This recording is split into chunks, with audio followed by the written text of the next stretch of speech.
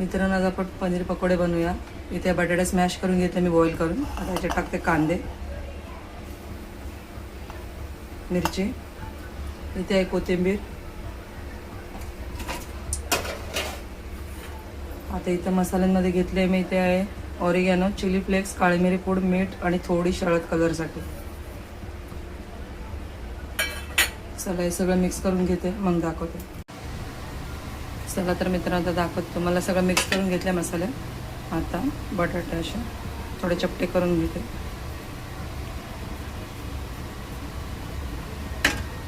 आता टाकवायच्यात पनीर क्यूब. आता परत बंद करूया.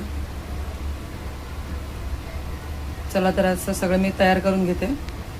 तर मित्रांनो, इथे बघू शकता सगळे गोळे करून रेडी आहेत.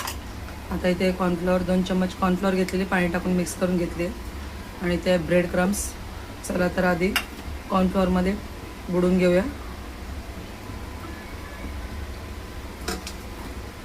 ब्रेड क्रम्स लावूया.